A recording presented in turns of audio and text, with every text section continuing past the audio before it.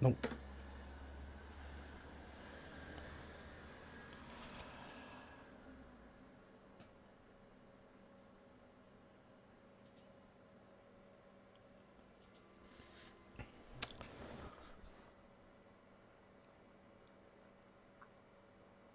Hello, everyone.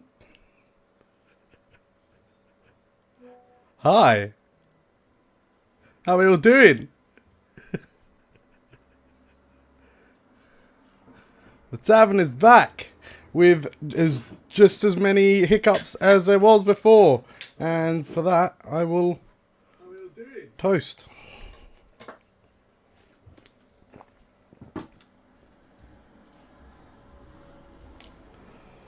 Anton, that is a question I find myself asking every waking moment of my life. Very, very specifically. Well, a short while ago, I was glancing at this wondrous YouTube channel that we have, and I noticed that we had 250 subscribers. Woo woo! Yeah. Only one stream can hear. That's a problem, isn't it? That's very much a problem. Why is that? Why is that? Dan knows why. Dan knows why. Because he's turned you all off.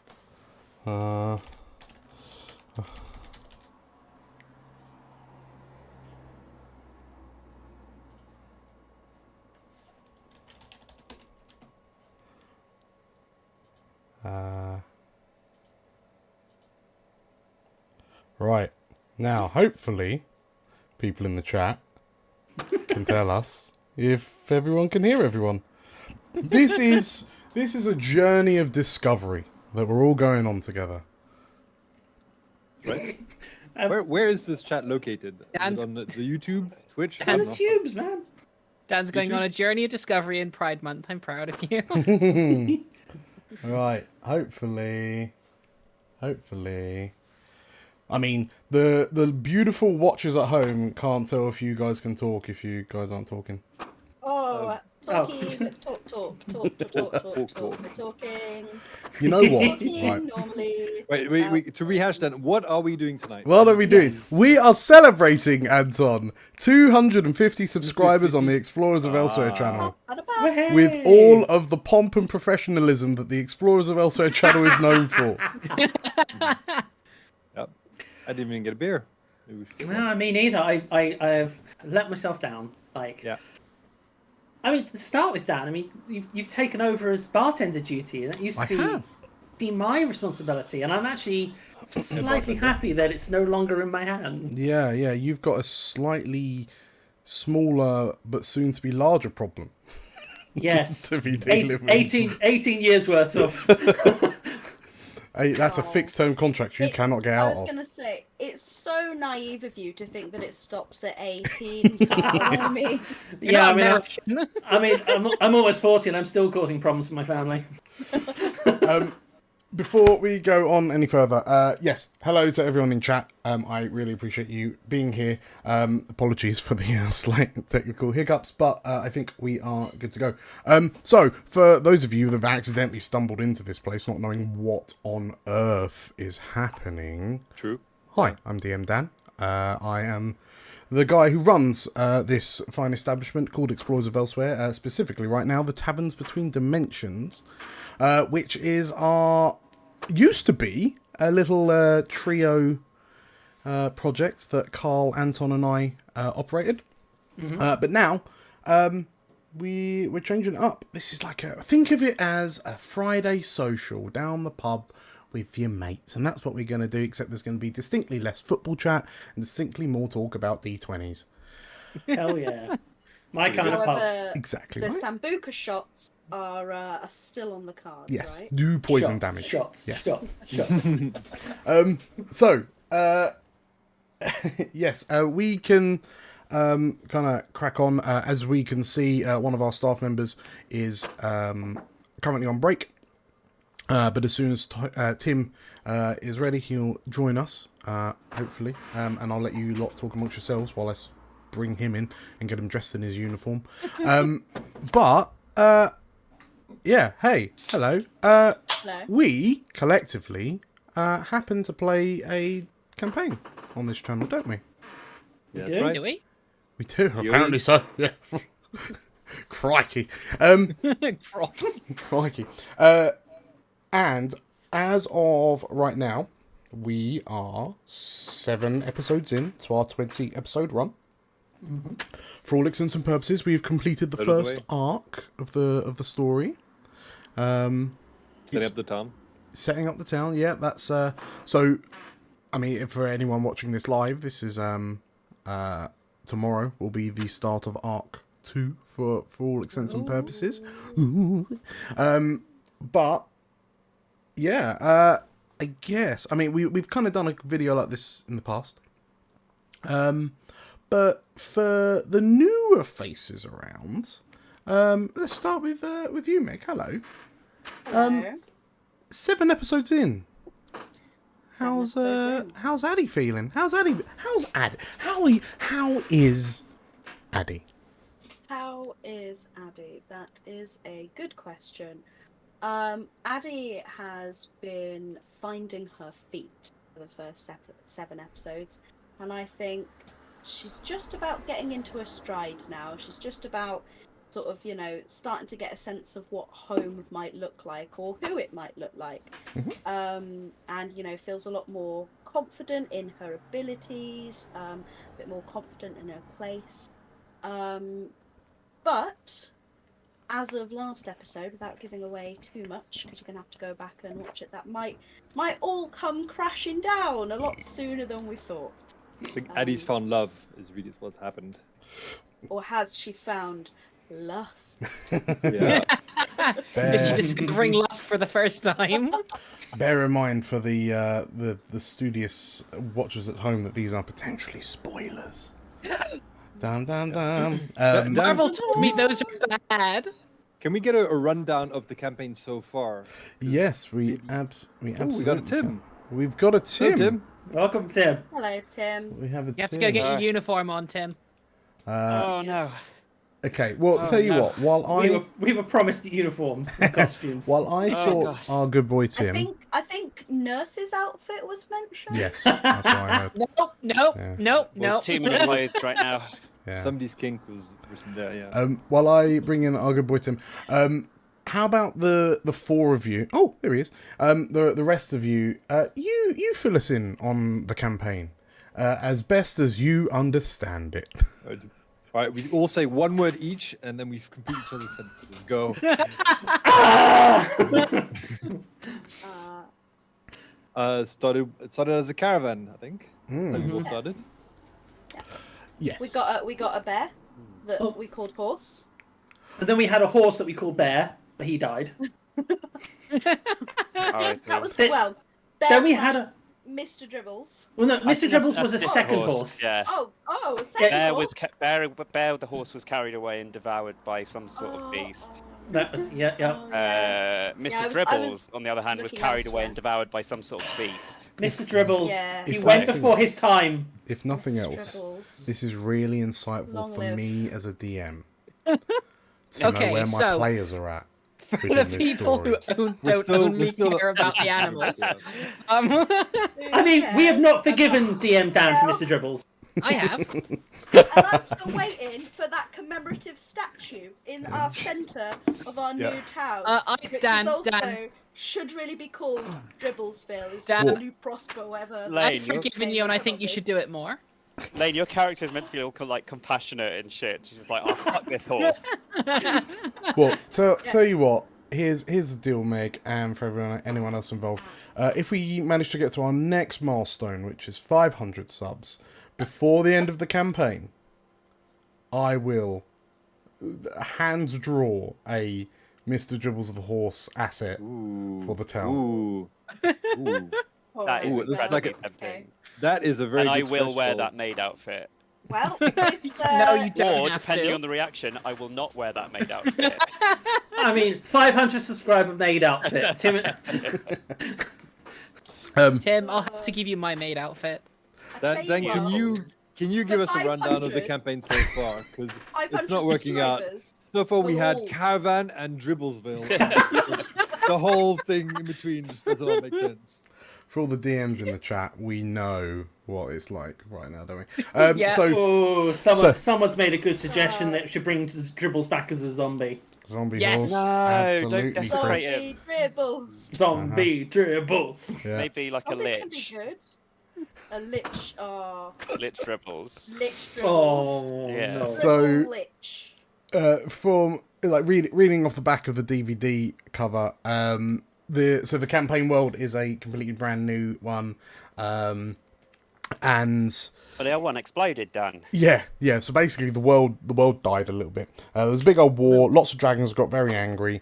The world didn't take too kindly to it and started breaking apart. Through sheer force of will, gods of nature were birthed into the world, and they managed to glue the world back together. And we Badly. smash cut to 1 year later, where the first explorer's caravan is departing into a new world that has fundamentally been Rubik's cubed. Into new, weird, and wonderful shapes, to re-establishing kind of lost civilizations and whatnot. There's all sorts of weird and wonderful things lurking out in the wilderness nowadays. And over the space of the first 7 sessions, our intrepid explorers of elsewhere, see what I did there, have managed to found a town. Well, we'll find a spot to set down some roots, but not before, befriending nearly all of the local wildlife, Apart from those goddamn seagulls. apart from the seagulls. You cannot reason with seagulls. Fought some, Because that's in the like, theme, Meg. got tangled up with some wibbly wobbly, timey wimey ghost types. We did.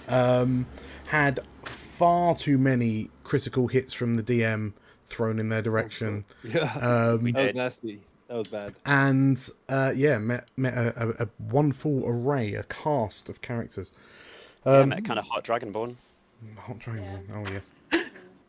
He's got that like daddy vibes. Hasn't Yeah, he? right? Dragonborn, yeah, daddy vibes. He So- can take me in his gruff arms. Ooh. So yeah, that's a real quick TLDR of kind of where the campaign's going, and Yeah, accurate. yeah, at the end of episode 7, a threat to the caravan, to the has been, well, has reared its head, and forced the explorer's hands a little bit. And I won't go into too much on what happens towards the end of episode 7. You'll have to watch. Have to So make will sure I. you subscribe to the channel and watch all the way through, because we release very regularly. But yeah, that's it. So that's the story. Yeah, sorry, Meg, I know you kind of started and then we got a bit distracted. Yeah, but where's, like, Addie? Who is Addie? What is Addie? Why is Yeah. Addie? Yeah, let's start from the beginning. So Addie is a keeper, and keepers have been around for a long time, and they've, generally speaking, been the little foresty hermit types, who, you know, dance around amongst the trees and have essentially been like the keepers of the wild spirits themselves. So those are the sort of the newfound beings who sort of rose up and somewhat saved the world-ish when the eschaton went down. Yeah, so, you know, they'd always been sort of seen as a bit crazy and a bit, you know, and a bit like, oh, wild spirits, what are those? But actually it turns out they're real. The thing is that they've appeared to pretty much everyone else apart from the keepers. So that really, you know, threw their society into a bit of Maybe just getting bit real of clingy, disarray. you know? yeah, you know. So Addie kind of has already gone through this before the campaign, has gone through this almost breakaway from her tribe. You know, it's a tribe based very much on tradition and handing down roles through the generations, and sort of sticking to your lane and keeping keeping within the tribe, and Addie didn't want any of that, and has always been sort of wanting more, wanting to explore. So when the eschaton happens, and suddenly, you know, the keepers themselves want their kind out in the world to figure out what's going on, and the explorers of elsewhere sort of themselves were looking for people to join their expeditions. It was a perfect opportunity. So yeah, she sort of, you know, jumped on that. Nice. But yeah, as a keeper herself, she's never seen a wild spirit, you know, so, which is a bit embarrassing because she's supposed to be the, you know, and her people are supposed to be the experts on them. Yes. Turns out they don't know shit. Yeah. Yeah, I think it's been interesting for Addie kind of being almost like as a character, she's almost like the eyes of the audience, isn't she? Where like she's just going into the world with such fresh eyes. I mean, to be fair, the fact that everything's homebrew, I don't even know what's happening most of the time, but kind of being able to. That's a default DM state, isn't it? Right. But like as a viewer or a listener, if you listen on podcast, kind of finding out what's going on in the world at the same time as Addie, I think is quite nice. Very good, very good. Let's jump to our next newbie. Hello, Tim. Hello, it's me, Tim, the newbie. Yeah, so you play the wonderful specimen that is Galena. So far, Galena's my favourite character. Oh, thanks, Carl. It's fun. We'll see if it lasts. Yeah, like where's kind of Galena? What sort of journey has Galena been on since the start of the campaign? Oh, a journey of self-discovery, of course. No, she's just generally been not causing all the chaos, but a decent quantity of it, I would say. She is from the sprites. They are your archetypical kind of fey little shits to an extent.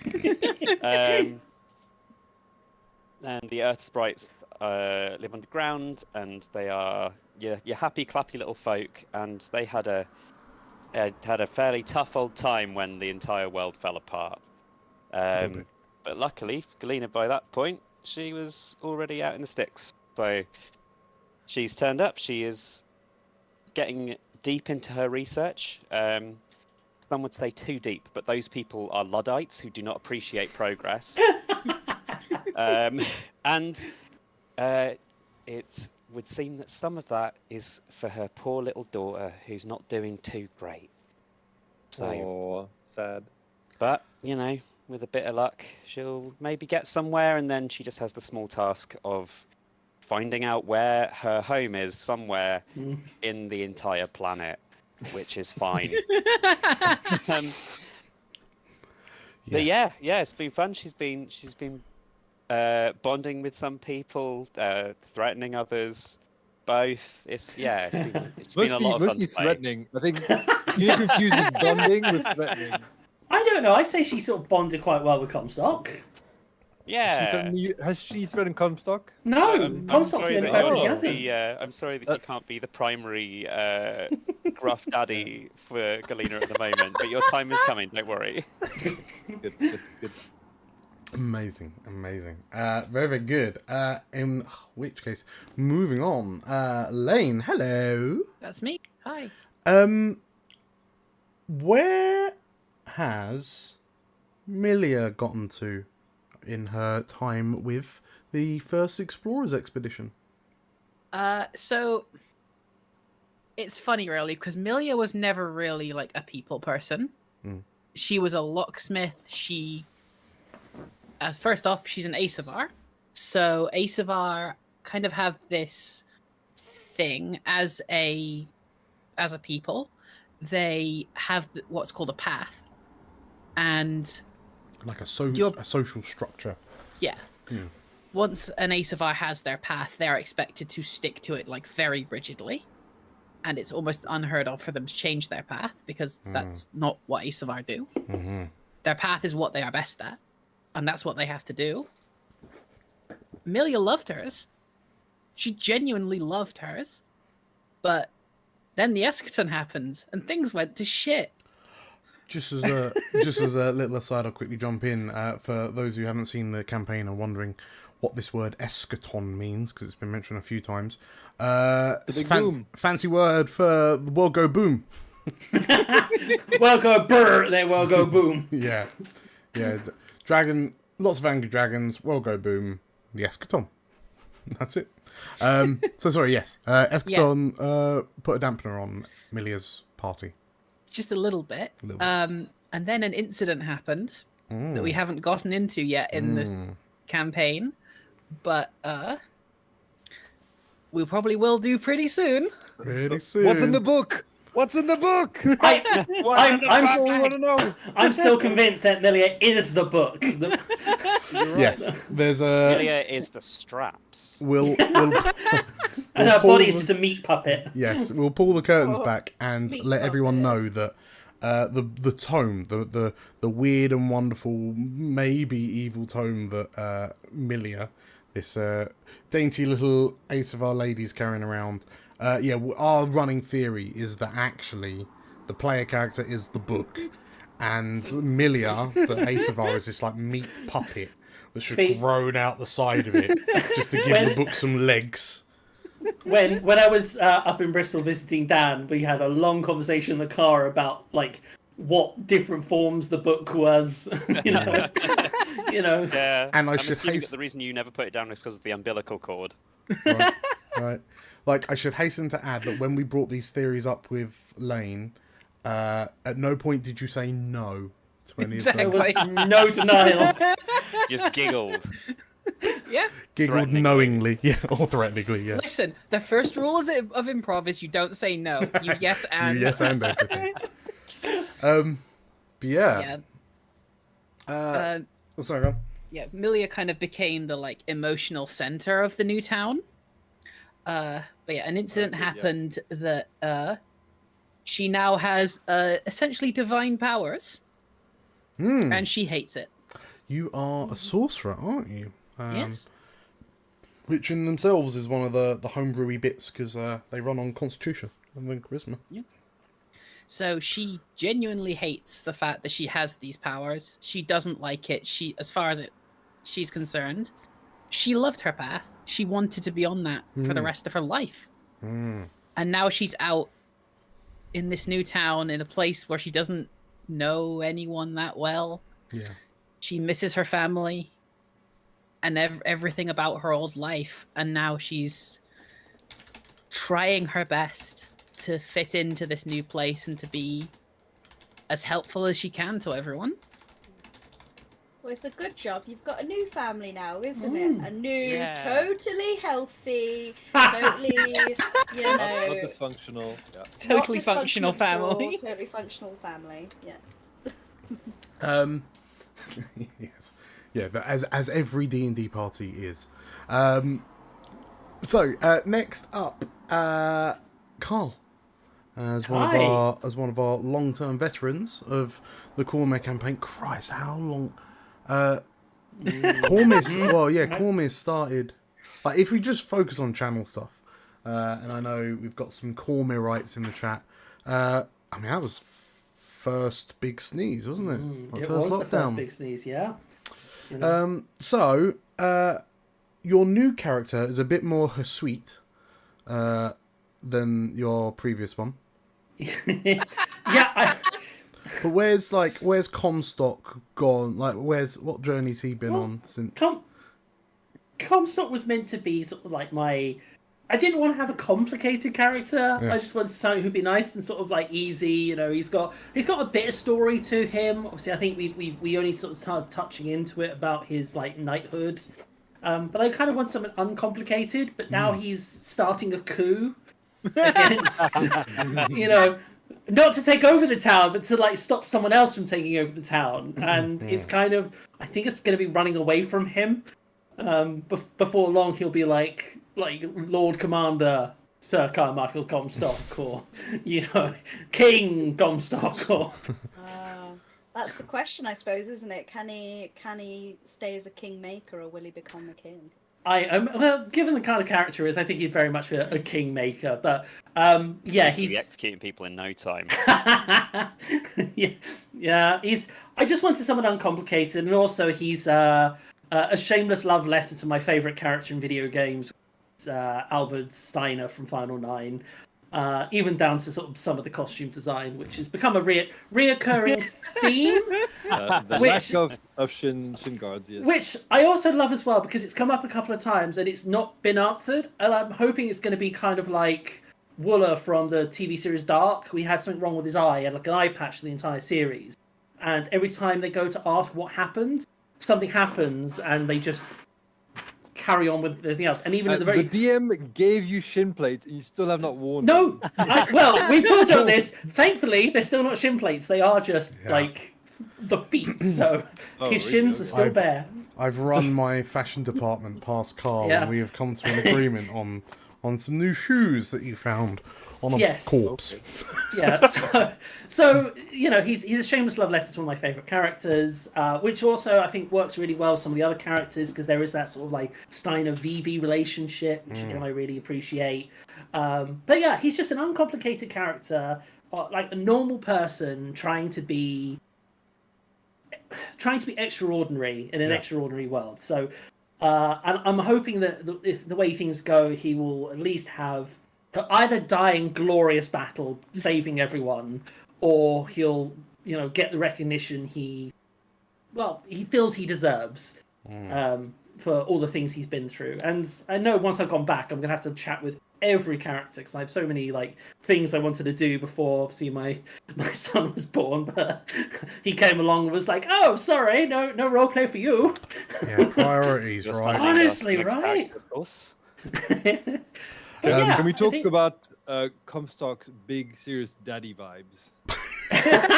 Well, now you know I'll be able to really push those, because being a Yeah. Now you are the daddy. I am the daddy. We can stop anytime, you know. No, we are screaming down this hole, and we're not going to stop until we reach the bottom. That was all we were getting. Yes, we're done. Comstock is the leader and the daddy of the group. Yeah, I think I haven't built him as a leader, and I have a funny. If he ends up that way, it would be very reminiscent of Tilda and Hiram, who's like, I don't want to be leader, and then followed them until Badger obviously was officially nominated. But yeah, I just want to be uncomplicated, but I know the world is going to make him. Well, arguably the first complication. That's what makes him the leader, because he is the least bloody complicated. Everyone else has got kind of emotionally stable.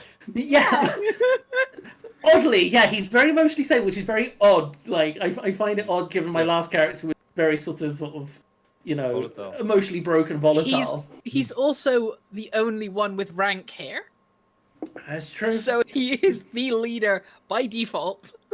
And by coup, like overthrowing, like you know, the power of my goodness, Haladradis. Thank you, yes, thank you. Yeah, overthrowing Haladradis and her security. So who, ironically, Millie is actually starting to come around to.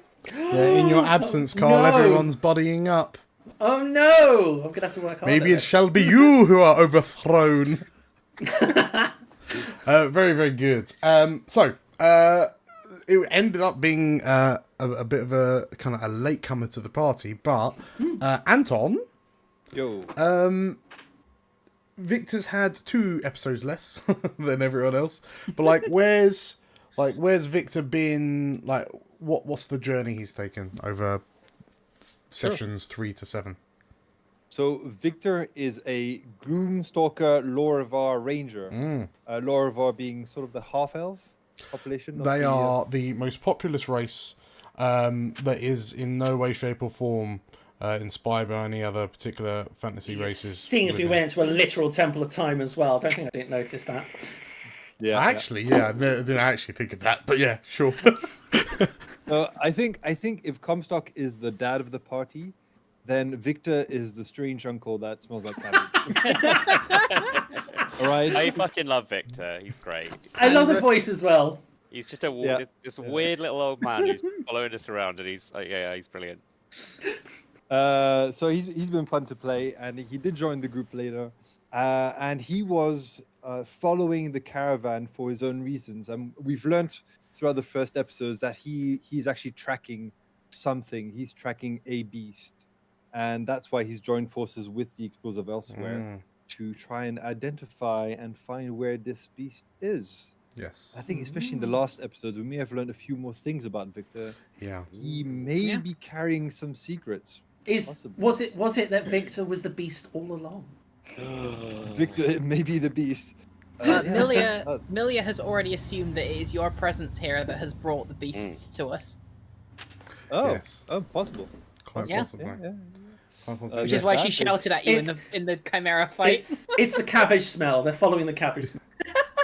Sure. Yes, because one of the threats that has arisen over the space of the first 7 episodes are these weird, is this weird Mutated- kind of crystalline thing, isn't it? Like things that have been corrupted by crystallized arcane magic, and that's shit bad news bears for everyone. So like everyone involved so far. So yeah, that's a mystery that continues to be unraveled as we go along. And Yeah, go on. yeah, the recent village we visited, it was last episode, has also Spoilers. unraveled Spoilers. some potential tie-ins with Victor. There's some strange things going on there, you know. Yeah, there's. That'll be what, Sunday? That one will come out? Is it not out that'll yet? be- no. That one will be out. Spoilers. Spoilers, yeah, that one will be out in a Tantalising fortnight. spoilers. In a fortnight, no, a week on Sunday, not this week, next week. Okay. Yes. So I yeah, should put my Milia glasses on. so Victor's been fun to play. I've really enjoyed Yes. enjoying it. Yeah, it's been interesting seeing how all of you have just kind of slipped into these new roles, because I appreciate like joining a D&D, a brand new D&D campaign with relatively new combinations of players is one thing, but also doing it when the DM has fired all kind of meta knowledge out to sea, with like a homebrew world, homebrew like lineages, homebrew classes. I've just chucked everything and anything out Well, the you can window. answer. You can answer one of the questions we have. I can Dan. answer one of the questions from Nate. Is this your first homebrew? It is not, is it? No. So, I mean,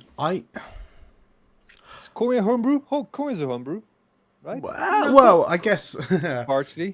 you can go back and watch one of the Tavern Between Dimension podcasts where we discuss this very thing. But no, like in terms of like, this is like a from the ground up homebrew, right? Like, sure, I'm picking monsters from the monster manual, but a lot of the time they're being wildly kind of reskinned, or I'm just like wholesale You changing did their abilities. Throw at us an invisible flying chimera with horns that can charge. It was ridiculous. It also I've only- dead, it turns out. Yes. I've only just got over that fight there, Anton. Like just one shot, Victor done. I was under shock. It was fun though. Yes. So yeah, I mean, yeah, it's been quite. It's been very liberating to just like not have a rule book, or like take the existing rule book, tear pages out, make paper planes out of them. Is it what I'm trying to think which campaigns I've run. So I mean, the very first campaign I ran was actually the 4th edition one that Carl was playing in when we were both living in Yes. Brighton, like years, Yes. over a decade ago, and that was a homebrew. that was damn like- good as well. I had a lot of fun with that. Thank you. Yeah, just the whole idea of like any DM that's been running, well, it's like DM that's been running for a while will always kind of advise not to do a full-blown homebrew for your first game. But I have a feeling do that not. every single DMGM I has sure like did, jumped in, like wanted to jump in with a homebrew. But yeah, no, that 4th edition, that was fine. That was a homebrew. Thankfully, like, I didn't know it at the time, but like in terms of creating a homebrew world, we kind of did it the right way, where we just started like with a small town with like 3 job board quests in the local area, and then we just expanded out. And before we knew it, we were like level 16 or something, which was about halfway through in a 4th ed campaign, like 4th ed levels, because that went up to 30, right? And like there was a world map that I'd drawn, like hand drawn on like an A0 bit of paper that I'd framed. We were in space. It just went completely bananas. What? Right, yeah, right. But I would argue it kind of made sense. At the time, it made sense. At the time, it made sense. Yeah, a lot of very fond memories. And I mean, that campaign ran for like 3+ years, didn't it? About 3. Yeah, it was 3 years with only Christmas, like a period at Christmas where we didn't play. We literally played every single week for 3 years, apart from a short period over Christmas. Each of those 3 years, pretty much, and maybe the occasional time for holidays and things. But basically, yeah, it was a consistent campaign. Yeah. It was, and it really sort of like formulated how D&D should be played and my characters, how I play. Yeah, that was good. Yeah, go on, Anton. What was the inspiration behind the current setting? The Explosive Elsewhere setting, I guess. Does the world have a name? Do we know the name of the world? So the world is Elsewhere. Oh, Elsewhere. There you go. I mean, I couldn't possibly say whether there was any real kind of major influences to this campaign. I mean, yeah, there's been a lot of things that I've kind of played and been inspired by in the past. Subtle, very subtle. But yeah, no, a few things. Like the biggies, like Legend of Zelda, the Final Fantasy series, D&D, like, well, the RPG community as a whole, so whether it's like D&D, like the D&D worlds, Forgotten Realms and whatever, Galarian from Pathfinder, like all of the stuff. It's just been a big kind of mixing pot, and it's just nice just being able to reach out and grab things. It's very gratifying taking separate ideas, combining them in such a way that it makes kind of narrative sense. So like, you know, the Chimera, for example, is sort of makes sense, like why that's a thing. It will come up a bit more. But yeah, just like I've actually had the idea for this world knocking about for a while, so it's just nice to actually kind of get. And why the eschaton? I mean, post-apocalyptic cells. Even I can sort of like. You know, everyone loves a good post-apoc. Yeah. So it's interesting. So for example, when we were playing Cormier, and we were set in the Forgotten Realms, everything's already known, right? Like all the landmarks are already there, so you don't, like, you know that if you walk west far enough, you're gonna bump into Neverwinter or Baldur's Gate or whatever. And so Cormier was fun because we kind of got to play around in this area, and I got to create new things. But in a sense, like they weren't like, it was fun to go to Werloon, but Werloon isn't quote unquote ours. It's not. It's just so. But then you're like, if you want to have a world full of like colourful like peoples and cultures and whatnot, but you don't want everything already mapped out, like how do you go about doing that? And I realised, well, you blow the world up. Okay. And it was just, so the idea is like you have all these established civilizations that just like, what's happened to just fracture everyone, but then enforcing the people of the world to kind of go out, literally rediscover everything, you know, to explore the new world, be explorers of elsewhere. It also allows, especially given that we're doing this kind of episodic campaign progression, so we'll do this for 20 episodes, and then we'll do the next campaign will be 20 episodes somewhere else, but it'll potentially, well, hopefully build on what we're doing here. And whatever we create is immediately true and inherently ours, kind of thing. Dribblesville, got it. Dribblesville, yeah. Nope. It's done. As Dan said, anything we say is inherently true. No, he didn't say that. So yeah, it's just a good way to build. Go. From like a player end, having a race that is only sort of half formed, as it were, is quite liberating as well. Hmm. Gives you a bit of room to play around with, what are your people like? Are you like them? And having that kind of interesting little background you can come up with without being stuck to this kind of quite rigid culture that you quite often get otherwise.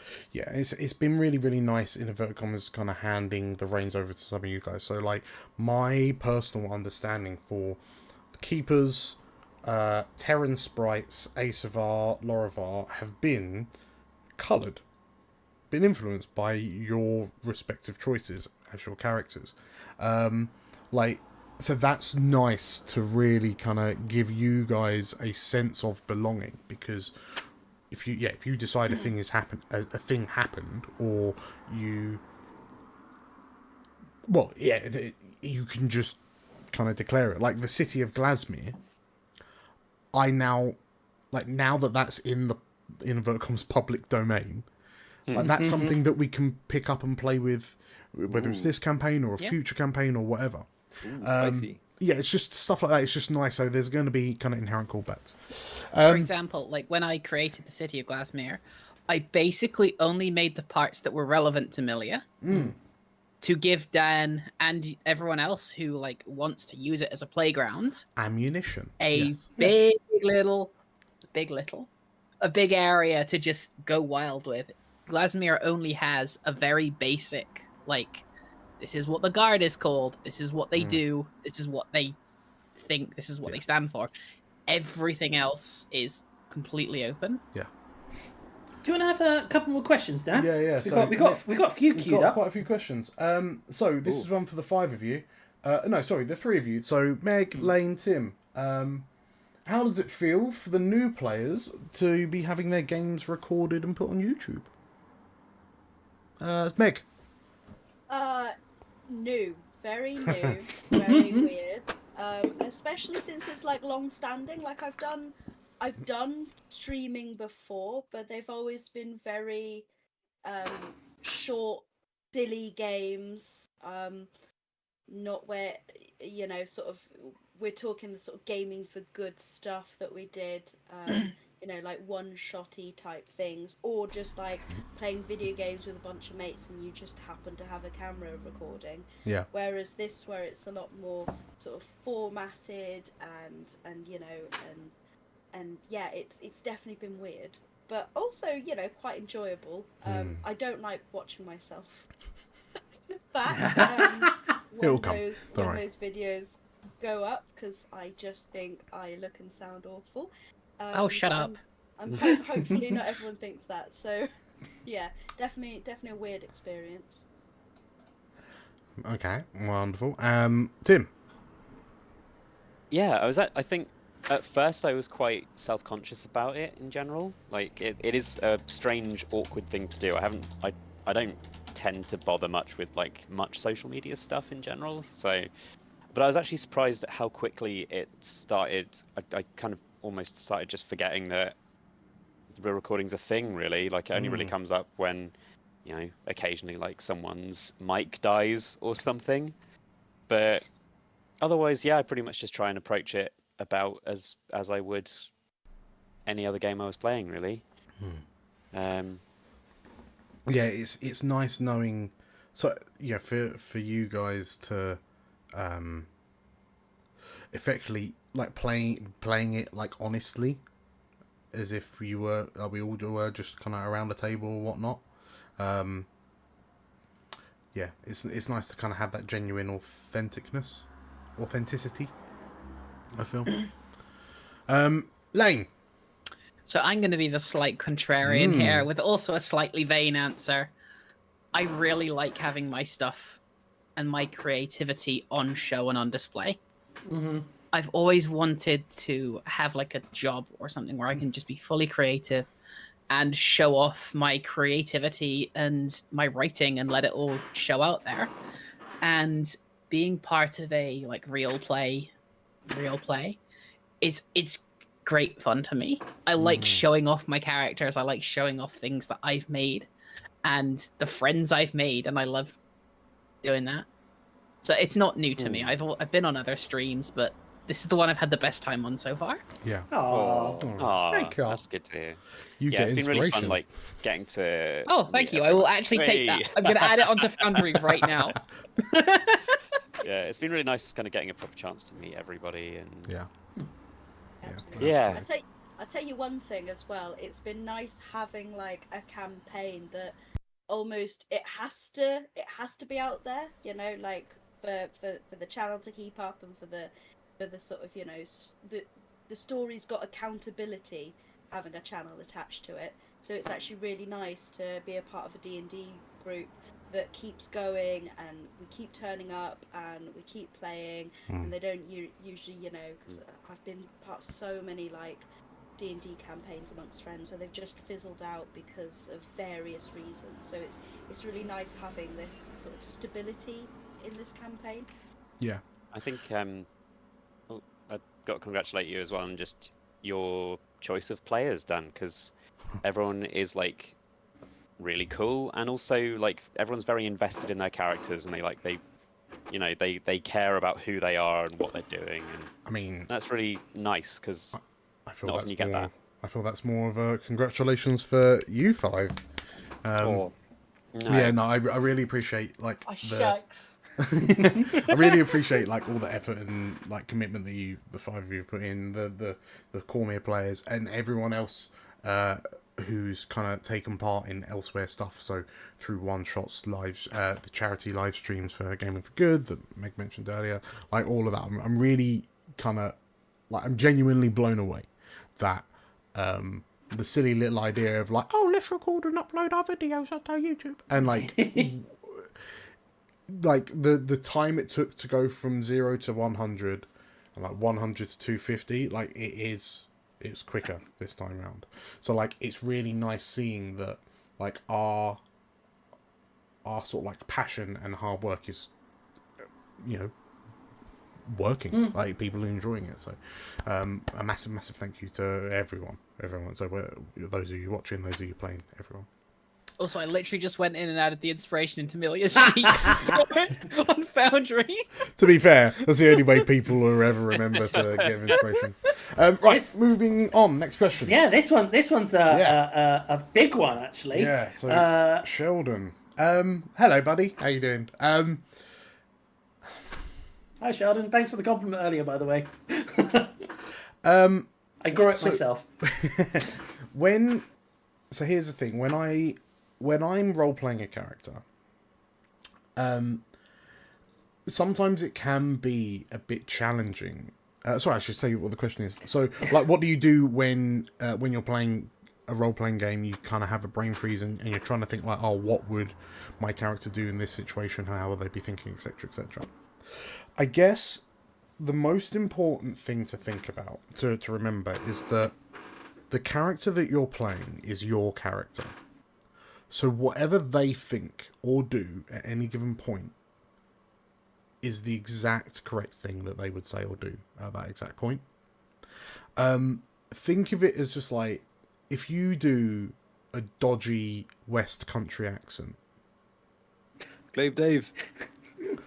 And people are just oh, like, I'm so going to have to do a West Country next time for my next character. Well, if you do an accent and then someone goes, oh, that doesn't sound like X accent, like, basically they're wrong. Yeah. Because what you did was the best accent, the most appropriate accent possible. Does that make sense? Like, if your character decides to charge headlong through the closed door, not realizing that the floor's given way on the other side, like, that's the absolute correct thing to do. So yeah, I think the more we second guess ourselves, the more prone we are to experiencing like analysis paralysis. When in the moment, like when it comes to a lot of kind of roleplay things, realistically, like your character themselves might not know what to do in that situation. So again, therefore, even more so, like whatever you do decide to do is the most appropriate thing you decide to do. Even if that is just kind of going and gold fishing, like. Well, I think if you remember your old campaign, like the non-YouTube one, like the 3-year one we talked about, my old character group, I think one thing that really helps you with your sort of character is to not play them so serious to start with. Like, if you're very comfortable with D&D, then you can start off serious. But I find it's more fun to play a little bit silly to start with, especially if you're quite new. And then you start to improve as you go along. Like, my first character was ridiculous. He was a half-orc barbarian who quite literally charged through doors, you know, cut tables in half, would throw the most ridiculous things, befriended a troll. Like, it did stupid stuff like that. Yeah, Dan remembers this. But then over time, as I got more comfortable with playing, he started to get more sort of serious. The sort of humour sort of died away to something a bit more fun, and it became, for me, a more enjoyable experience. I think it's a really good comic where someone's playing Piss Flaps the Clown. Like, and the first panel, yeah, the pies is like, I throw pies! And then the second panel is like, Episode 40. level 1, episode 40, and suddenly he's having this like really epic moment, like, I have to go. And she's like, no, but you'll die. Nothing, my love for you will be the only thing that doesn't die. And that is, to me, that was group. I'll always love you, Piss Flaps. I'll always love you, Piss Flaps, yeah. To me, that was group. Like, I literally called him group because, you know, he was looking for group. Everyone looks for a group, so... Yeah. You know, and then he became like a really serious character. But I find like if you feel that you're overthinking your characters, just be a little bit silly. Obviously within reason, like make sure you're okay with the table. Like table etiquette's important, but be silly. Yeah. And then slowly start adding in the seriousness, add the drama, and over time, I think you'll suddenly find that it becomes so much easier to play. And then when you come to your next campaign, you can start serious because you know how to be serious. Also, outside of game, let people know. Just say, like, I'm not that confident in role-playing yet. Yeah. If I do mess up or say something or, like, freeze up, let people know. If your group's good, they'll be like, yeah, that's fine. Yeah. And they'll most of the time try and accommodate it. Yeah, 100%. And I think like I've maybe been lucky to an extent, but I have never been in a group where anyone said anything to anyone else like, "Oh, your accent's not good enough," or your role playing's not good enough. I've never seen that happen because, you know, we're all just there to try and have a fun time with our mates. Precisely. And I think if you are in a group like that, get out of that group. Yeah. Yeah. Get better friends. Move on with your life. That was meant to be less harsh, but I stand by it. But it's true. That's true. Okay, moving on again. Quick fire round this time because we're coming up to the hour mark. Oh, If your character was a dance, what dance would they be? Meg, go. Dance. Oh, say again? Dance. A river That's what dance? came into my head, yeah. Okay, You know, the right. Irish. Andy with their cloppy hooves, be a river dance. Anton. Tango, flamenco, something a bit seductive. I see it. Tim. Oh god. I don't know. Maybe like awkwardly standing in a corner, just kind of boogieing a little bit. That's exactly what I put in the chat. Lane. Oh, hello. I'm blurry. I'm back. Amelia would be like a dad dance. Or just like a little... Yeah, she has no Drumming idea in what the she's air, doing. air guitar. She has no idea what she's doing. One of her friends probably dragged her here, so she's like, And Comstock. Oh, I literally put in the chat the stand in the corner or can wait for someone to come over and ask them to dance. I mean, the way he's been chugging through the romantic partnerships in this camp, I'm going to say like Shakira She-Wolf, like, with a body that just does, you know. like Beyonce gonna- Super I'm- Ladies. Waltz. I'm going to Waltz. answer for Comstock because I Yeah. know exactly what Comstock would What is do. it? Comstock would try to break dance and then probably slip a disc. Oh yes, yes, that is correct. Yeah, he'd be like at the start of the night. He'd be like, "Oh, I don't really dance," and then after like 15 ales, he's out there. I imagine he's like proper Run DMC sort of. Can't touch this. I can't touch this, like dancing, like There we shipping. go. Yeah, That's the one. It's the can't touch this dance from World of the Warcraft. can't touch this. Oh Um, god, it is. Okay, next quick fire round. We'll do the same order. Meg, Addy's drink of choice at the tavern. Ooh, drink of choice. A mead.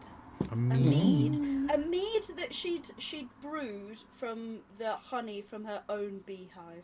Fucking nerd. Oh, yeah. Organic mead. Okay. Nice. Organic mead, which she'd sip whilst, like, you know, chronicling all the adventures of and her explorers. Very Someone good. said Comstock would literally be dad dances as well. Anton, what would Victor's choice be? Victor would have a lovely glass of red wine. Red wine. Oh, Let's very see it. very See it. sophisticated. Galena. She'd probably have brought a flask of something that smells like burning. Shabby, yeah. Be getting through that. That If she track. can get away with Experimental it. cocktail. Lane, what was Millie White wine sipping? spritzer. Okay. And Comstock. Okay. An old-fashioned and a cigar. Oh. Oh yeah. The little orange peel. A little bit orange peel, but best cocktail. Best cocktail. Is that just your favourite drink, Carl? Yeah, and that's, you know, if I am Comstock, he's gonna drink the drink I want to drink. I'm not gonna like That's fair. you know, change things up. Well, yeah, there we go. So we've gotten to the end of our questions, I believe. Yeah, there are no more questions that I can see. Good questions though. Yeah, very good. We appreciate them. But yeah, I Oh guess... wait, there's one more question. One more question has literally just come in. We will make this the last question. This will be the last question. No, some more. Okay, so this is the question, isn't it? Oh, Meg, Uh-huh. who is Addie's in-campaign crush? PC or NPC? Oh. And remember, no spoilers past episode 7. Right, well, I think to find that out, you are going to have Ah? to watch episode 7. No, cop out. Boy. Cop out. You could I mean, let's Spoilers, just it's Horse the bear. let's just for our own gratification, just drop a name. Drop a name. Oh, Christ. Can I even remember his name? What's his name? I don't even know.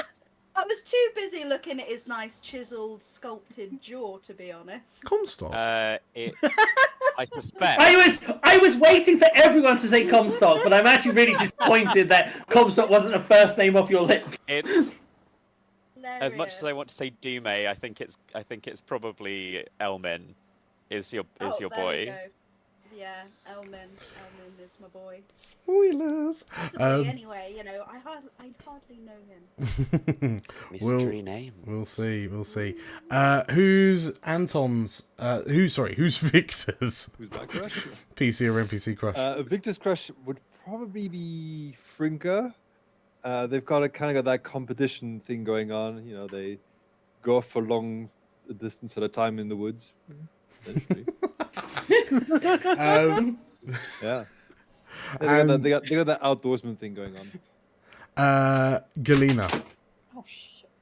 I think possibly a trash. A track. Sorry, Atrak. I got fully called it. Yeah, sorry. I don't know why. I don't know why I do that. I'm just now considering it a Hugostatian Yeah, quirk. that's the accent. Yeah, I think Atrak is he's one of the few people who seems like he knows what he's doing, and Is that the Dragonborn? he's fairly and he's pretty intellectual as well.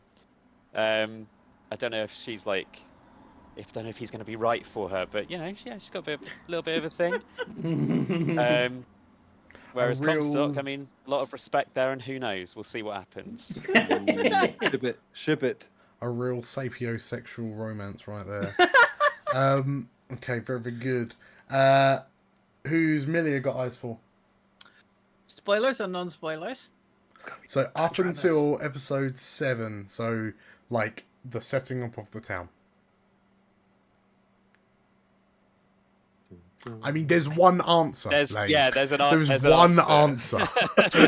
Tavern. since episode 2, it's one answer. Okay, her name was mentioned at that point. Platinum. Oh, Platinum? Who's this? but what about Frinker? You're sweet, your love. I have that's two hands. Wait, who's Platinum? You'll see. We'll Who is see. he? We'll see. Okay, I don't know. And last but not least, if Comstock, if you only had to name one of Comstock's crushes, Don't make mean, him choose, Dan. Exactly, man. It's just Comstock loves everyone equally. The boring answer would be his commander in chief. The funny answer would be Haladradis.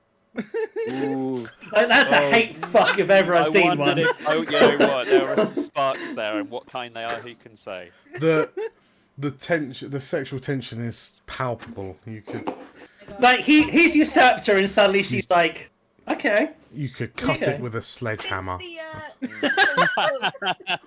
Since the wine scene with Milia, I am now like envisioning like this kind of weird love triangle between Comstock, Milia, and Haladradis. Oh yeah, they all wake up in bed together after a few too many glasses of wine, and they're just like, oh no, Oh. oh god. The only person who won't be going, oh no, is Comstock there with a cigarette, like, was it good for you as it was for me? I mean, looking I at, was the lover of Ugelstadt. looking at the chat, Julia, you know exactly what you were doing. Yeah, Right. So, with those bombshells, yeah, let's start to bring the opening episode of Tavern Between Dimensions relaunch to a close. Ooh. Having us, Dan. That's all right, and thank you for having me, and thank you for having us. Really, really appreciate all of you that have been watching and subscribing. And if you haven't already, make sure you have.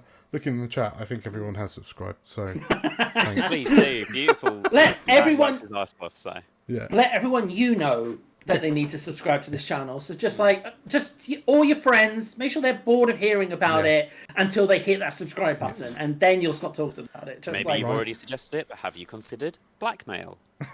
Always worth trying. yeah, Or like right. coercion. Social peer pressure. Your co-workers are a whole new field that you can try. Company-wide email. Yeah. Get a new job, The new the other patients waiting in the GP, like. You're a Deliveroo driver. Have you heard the news? Can I get the 2-digit number for your order, please? You need to subscribe to Explorers of Elsewhere before I give it to you. All we need is some tidy shirts and some ties and some pamphlets. We can go door Yep. to door. Hello. I mean, Dan's We can already very got involved in shirts. this. Thank you, merch. Look at Yeah. that. We need an EOE tie, Dan. I will buy you your merch. Set it up. All right. Well, maybe that's the 500 sub. I think maybe wait a bit for merch. I don't think we have no revenue stream, which is why you need to be subscribed. We have no revenue stream, so merch is not exactly in our best interest. Well, I think it might be our greatest interest. But yes, anyway. Yeah. Thank you once again. If you enjoyed what you saw, this is going to happen. All right. This is going to happen fortnightly, believe it or not. And I don't have to edit anything. So we don't have to edit a thing. So it future episodes may or may not include any of these ruffians. But yeah, if you fancy kind of coming along, having a little chat with us, maybe we'll have sitting chats, maybe we'll play some games, maybe we'll just stare silently into the abyss. You mean lovingly? That too. Both. Yeah, if you want to keep up to date, you should subscribe to the Explorers of Elsewhere channel. Hit the like button, comment on who your favourite PC or NPC crush has been in Arc 1 why of the new it's campaign. Galena. And the 10 reasons why it's Milia. And if you have a Tumblr account, that's where you need to put all your erotic Comstock fan art. Yes. Yes. We need this. Make it happen. The deviant aunt of the EU ears. But yes, going forward, every other Friday we'll host another episode of Time Between Dimensions. You'll be able to, well, if you're not watching this live, then you're watching this on the Wednesday that is released potentially, and with videos coming out on Sundays and shorts coming out on Saturdays. That will be the new release schedule. We've got loads of stuff for you to catch up with if you fancy it. If you've taken a look outside and thought to myself, I hate sunshine. You can stay in and watch our videos instead. But otherwise, thank you all for watching. Thank you all for taverning. And I'll see you next time. Sure. See you later, everyone. Bye. Bye-bye. Toodaloo. Bye. Bye.